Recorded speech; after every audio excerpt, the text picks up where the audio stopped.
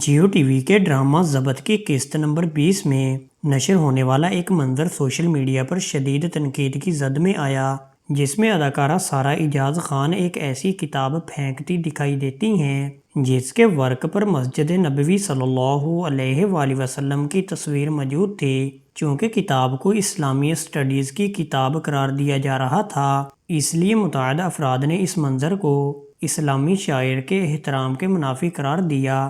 بعد ازاں یوٹیوب پر موجود اسی قسط میں یہ مخصوص منظر ہٹا دیا گیا۔ بظاہر ایپیسوڈ کو حذف کرنے کی بجائے اس میں ترمیم یعنی ایڈٹ کر کے متعلقہ کلپ نکال دیا گیا، جو یوٹیوب پر موجود ویڈیو ایڈیٹنگ فیچر کے ذریعے ممکن ہے۔ یہی وجہ ہے کہ موجودہ اپلوڈ شدہ قسط میں وہ منظر دکھائی نہیں دیتا۔ اب یہ ڈرامے میں ندانستہ غلطی تو نہیں ہو سکتی، پھینکنا ہی تھا تو شیکسپیئر کا کوئی ناول وغیرہ پھینکا جا سکتا تھا، لیکن جیو نیوز عادی جرائم پیشہ ہے، پوری ڈٹھائی کے ساتھ یہ اسلامی شعار کو نشانہ بناتا آیا ہے۔ اکثر صحافی صرف پروفیشنل کیریئر کی وجہ سے خاموش ہیں یا پھر اس کی حمایت کر رہے ہیں۔ اب تو کوئی شک نہیں رہا کہ جیو اور جنگ گروپ ندانستہ نہیں بلکہ جان بوجھ کر شاعر اسلام کو نشانہ بنا رہے ہیں۔ یہ ہے آزادی میڈیا۔ اسے پاکستانی معاشرے میں اسی لیے پروموٹ کیا جا رہا ہے کہ آزادی کی آڑ میں یہ لبرل میڈیا آہستہ آہستہ مذہبی اور معاشرتی حدود کی خلاف ورزی کرے۔